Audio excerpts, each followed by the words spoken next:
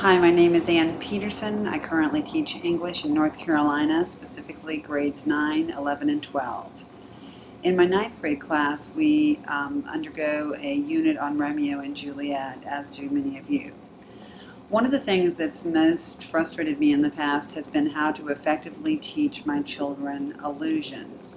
And so this lesson is specifically related to how to teach allusions in Romeo and Juliet. There are 10 allusions that I pulled from Acts 1 and 2 in Romeo and Juliet, and here they are.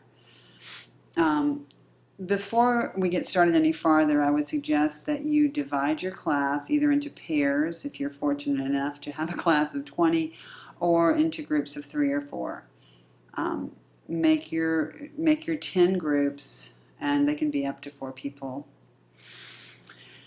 The purpose of this allusion workshop is going to be that the students are to do a little research on their allusion. So the first thing they're going to do is try to find an image that relates to the allusion. Now, if you'll take a look at the list, some of these have the word Luna beside them, and that is because those are images that are available through Luna. Luna is the library digital image collection that the Folger Library offers for free. And on the ones, for example, Hero,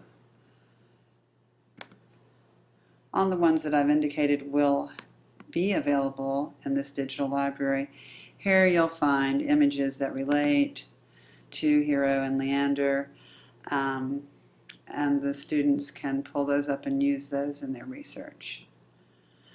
If it's not one of the allusions that's found on the Shakespeare Library Folger Luna site, then they'll need to go elsewhere to find the image. But that's the first component of their allusion workshop that they are to do. The other thing they're going to need to do then is to look at the Folger digital text, and that will be found. I just type in Folger digital text and go to read a play. They know they're working with Romeo and Juliet. So now you're searching the text and you'll put in a search, for example, Dido, which was one of the allusions, and this will pull up then the exact location of that allusion in the text, and will give the students Act 2, Scene 4, line 39.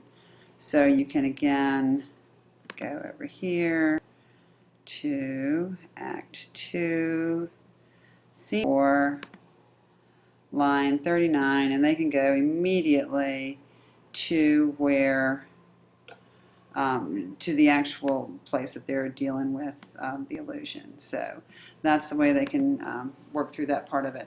So the 4 parts I would suggest that students do is, number 1, to find the image.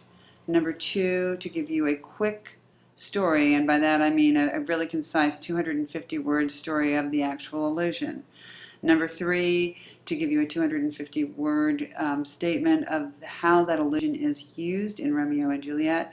And finally, number 4, which forces them to apply that knowledge and stretch them a little bit, stretch themselves a little bit, would be to give a 250-word synopsis of how they might expect to see that allusion used in the future. I want to thank you for watching. I hope you're successful with this, and